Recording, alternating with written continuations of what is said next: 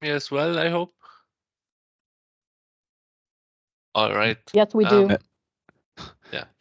So, Hello also from my side. I can see them at least. all right. So Michael and me are going to present a model for successful collaboration between industry partners and scientific institutions, which this conference is all about. So we hope that it fits well into the program. I'm going to give a short outline of what we are going to discuss today. First, we are going to discuss the challenges that both sides have when we are talking about collaboration in projects. So Michael is going to talk about the challenges for applied research projects from a research institution point of view. Or then going to also quickly talk about the challenges that industry partners have when working with research institutions. And afterwards, I'm going to deep dive into like what our unique situation is in the project that we are currently working on, what the advantages are, but also what the challenges or disadvantages are.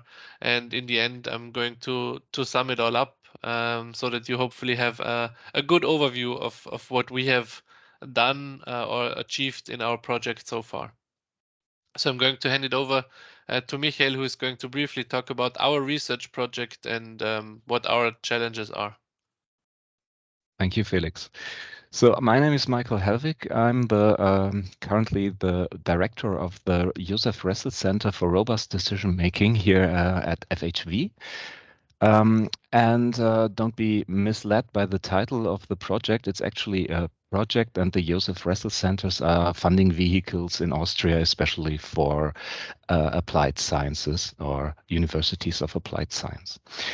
Nevertheless, these are quite long-term projects of 5 years, and the idea is to closely collaborate with industry partners. In our research center or Ressel Center, we are doing mainly artificial intelligence and optimization applications. And we have 4 industry partners, 2 from the more manufacturing side of industry and 2 financial industry participants. And the idea of the Ressel Centers is basically to do very bottom-up research. That means that the companies not only provide the funds or additional funds to the publicly available funds in the Ressel Center, but also bring in their individual use cases. And in our 4 companies, we identified at least one use case per company, but also sometimes some use cases more. So we are looking at process capability assessment of machines in a manufacturing process. We look at anomaly detection. We try to produce flexible production planning in job shop scheduling plans. This is more in the manufacturing side. And in the finance world, we are looking at ESG scoring, meaning environmental, social, and governance factors that have to be scored and evaluated in terms of the risk. The underlying companies, let's say, bring into the banking sector. And we look also at stress testing and financial risk quantification in general.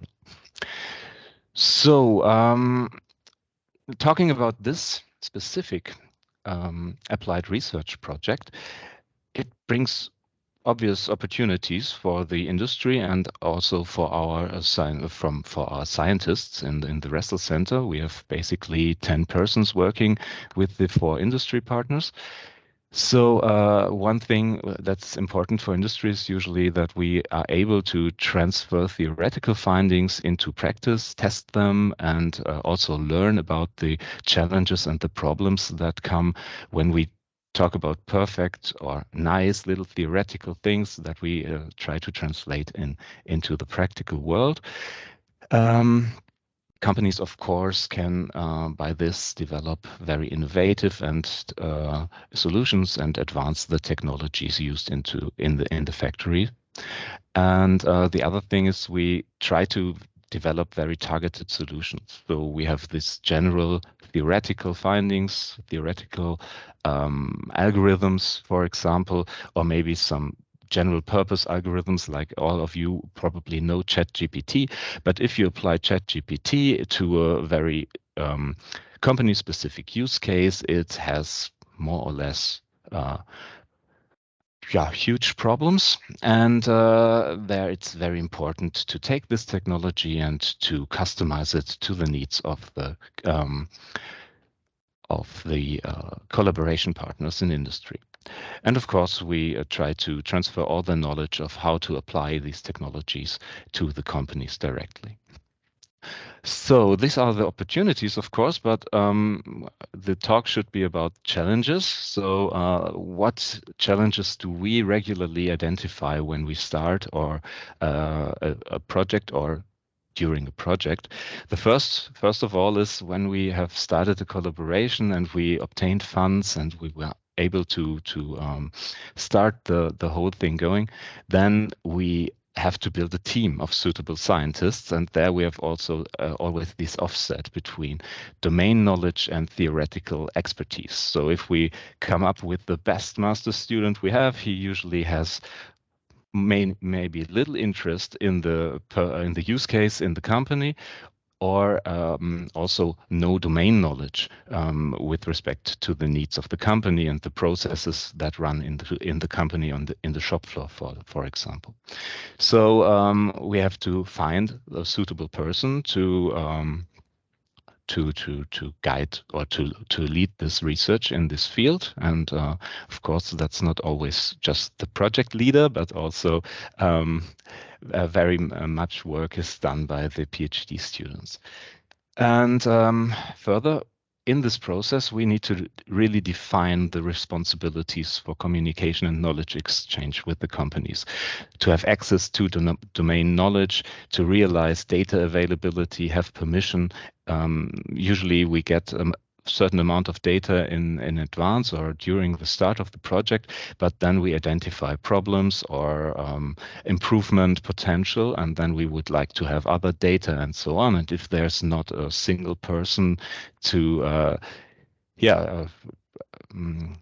defined as a contact point, then we usually have large waiting or long waiting times until we get the needed data and the needed information and so on. Further, we need to synchronize our objectives with the objectives of the companies. That's not always perfectly aligned, of course, and the timelines.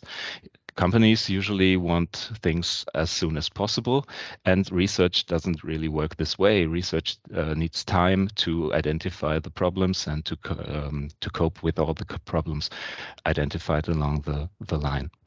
So we also have to manage expectations with the company partners and set up intermediate goals in order to make them happy during the research and maybe deploy intermediate solutions along the way of a 5-year project. That's especially important because over such a long project range, then it wouldn't be very satisfying to just come up and say after 5 years you get a kind of prototype solution and you just have to wait for it all the time, and the company has the feeling that they lose money and time, and in the end they have the risk that nothing happens really, because in science you always have this risk of failure, and therefore intermediate goals are very good and able to mitigate this risk over time. Yeah, after all, and maybe in the end, it's always also about balancing research interests. So establish very scientific approaches and ensure that you do proper research versus the applicability of results, because companies usually also are interested in functioning solutions that maybe use already developed and commercial solvers, for example, or algorithms. And there the question is, how scientific is it just to apply some already developed things in a company? So we have also this offset between research interest and applicability, and I think we have to find a compromise there in order to establish such applied research projects. And maybe a last point that came up during the preparation of this talk is that it's of course key to ensure the what's it called, the ability to publish the research results. So it shouldn't be locked inside the knowledge of the companies, but the at least the more general things need to be published properly in order to get the PhD students closer to their dissertation.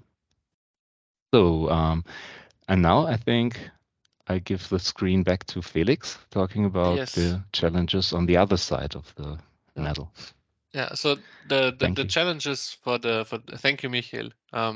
The challenges for companies when working with research institutions obviously are somewhat similar, but they just look at it from the other side. I think. So one of the things that the company also needs to do is they need to build a team of suitable experts because, as Michael mentioned, researchers often, at least in the beginning of a project, lack some of the required domain knowledge, which I mean for us, we do a lot of data science projects, is very vital. We need to understand the processes behind the data so that we can analyze the data correctly, and we need the process experts to help us understand not only the data but the processes behind it. And these experts are usually very high in demand also inside the company for other projects.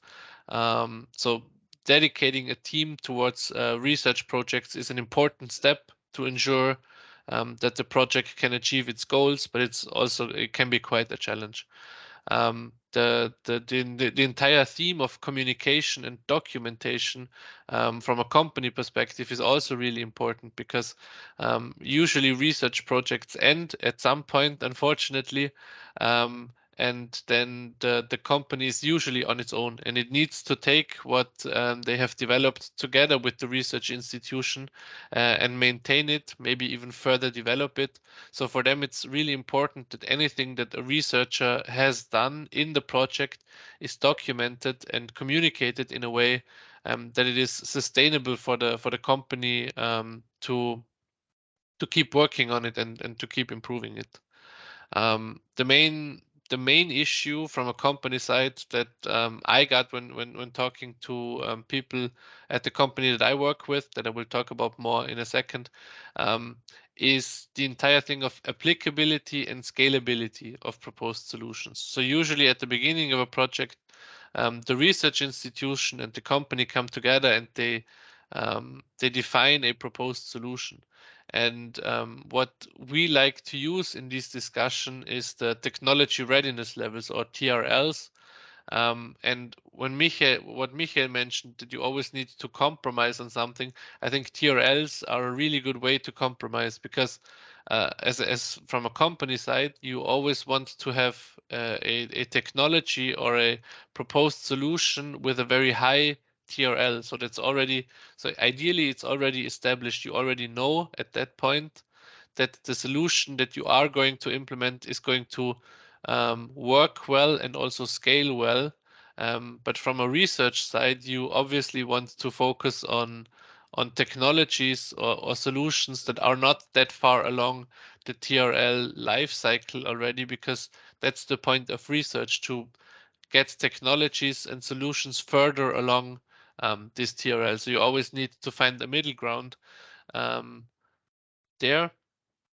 And what the company needs to do is identify the differences between what is it going to look like in a lab setting where everything is usually a lot easier, and the real world situation. So if I take a shop floor, for example, or a production machine, of course I can put a machine in a lab, but the circumstances are going to be different in the lab to the real world situation. And the question is, how can we um, closely match the lab setting to the real world situation so that we can ensure that the solution that we develop in the lab, in the research institution, is going to work on the real shop floor at the company. And obviously, from a company point of view, it doesn't matter if the research project is long term or short term.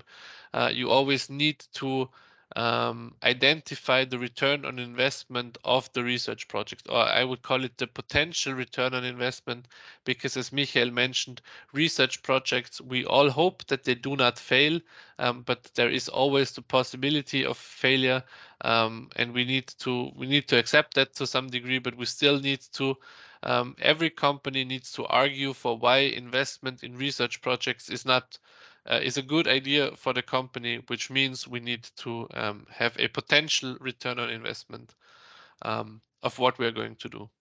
So there are a lot of these challenges, and the main talking point that I have today is how did we or how is our model that we currently have at the Research Institute helping in hopefully solve some of these challenges.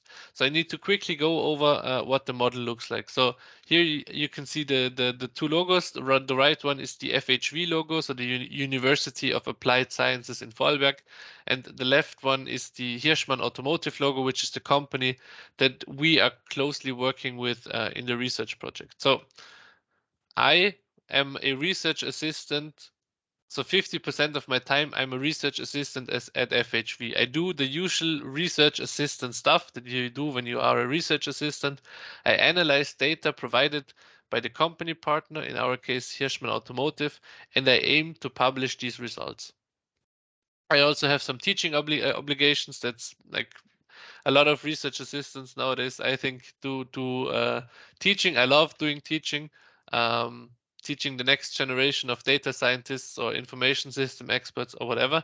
But the unique situation that we have is that 30% of my working time during the week, I'm employed at the case company that we're working with, and I have a fancy job title there, which is Smart Factory Solution Architect. At this point, I need to what does a smart factory solution architect do?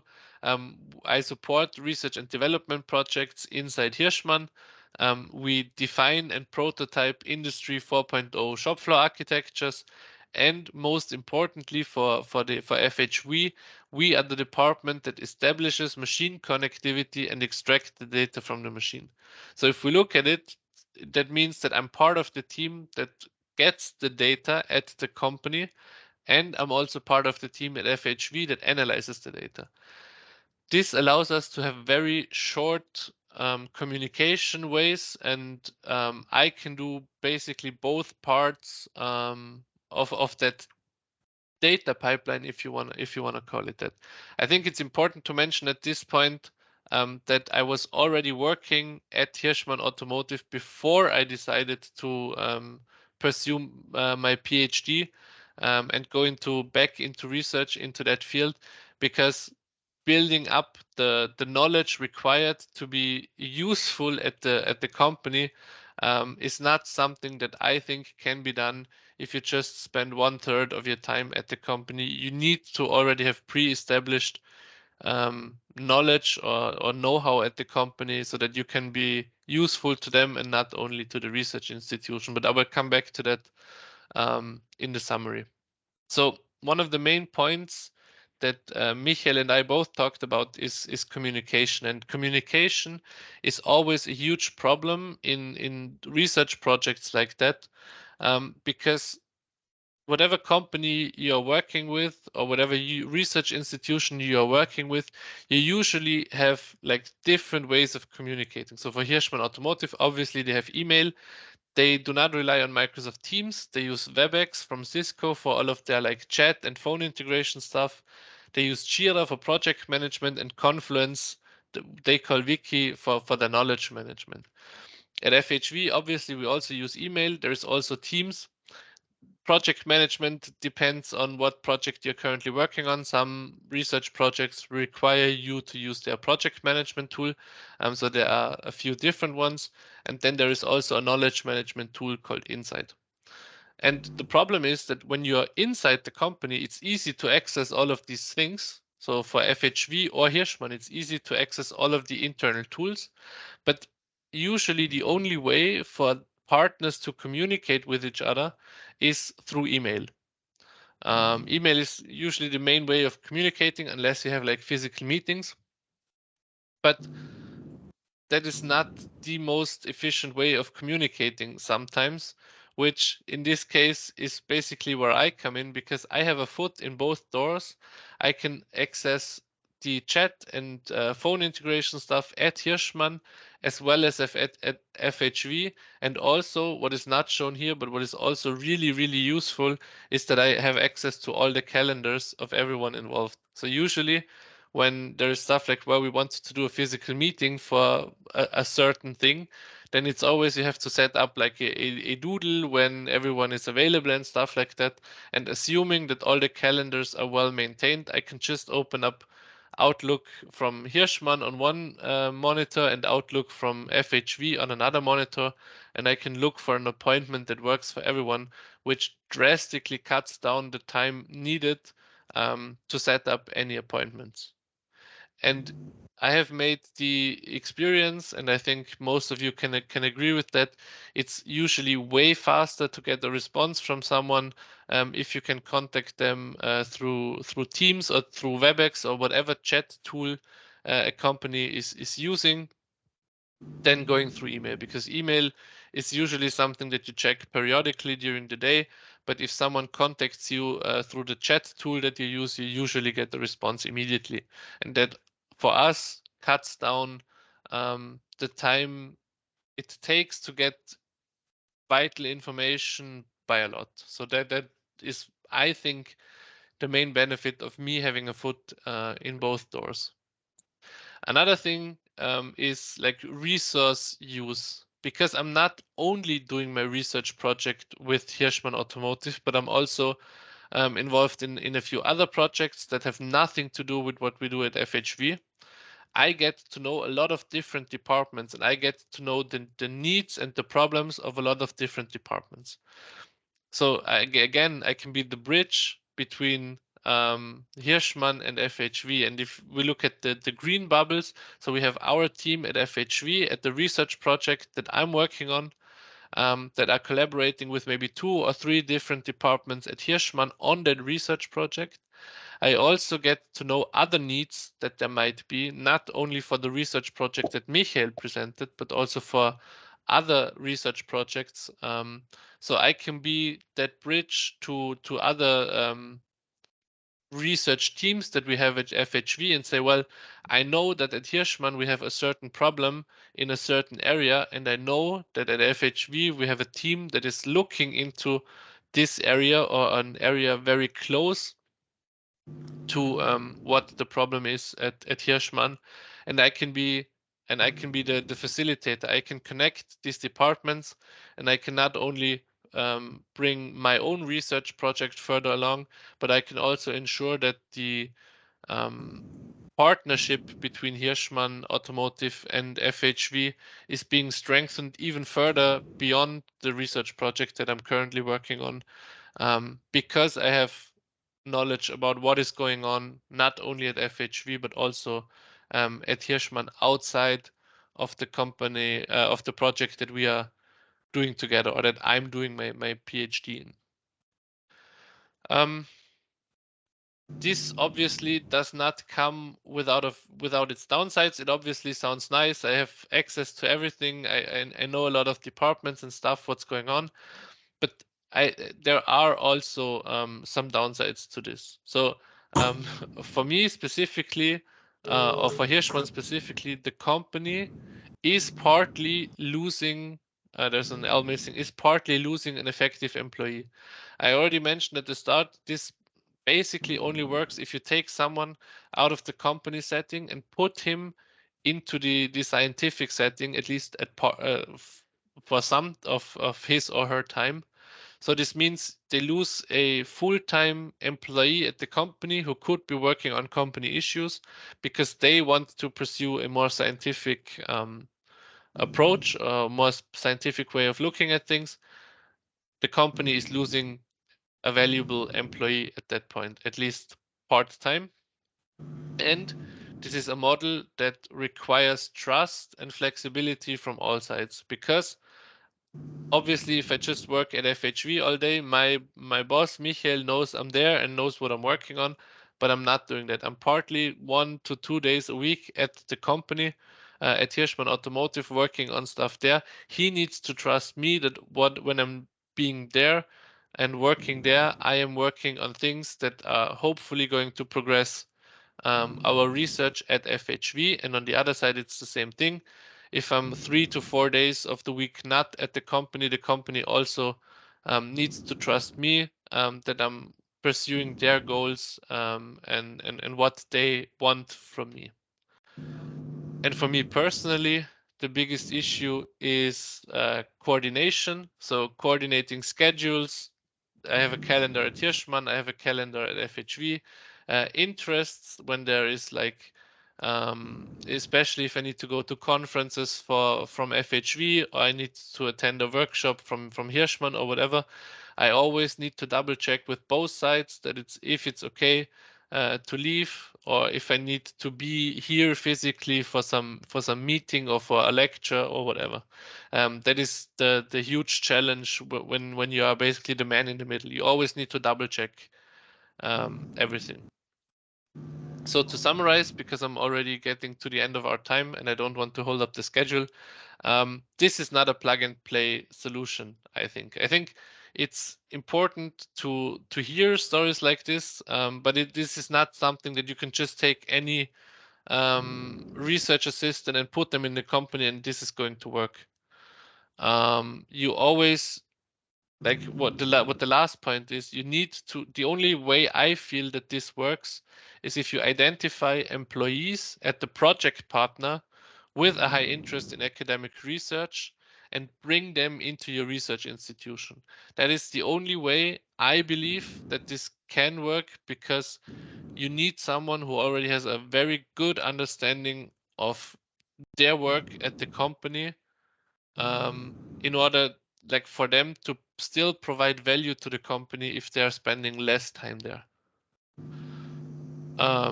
As I already said, having a foot in each door greatly increases the speed in communication, and for us, it makes the work a lot easier in data science.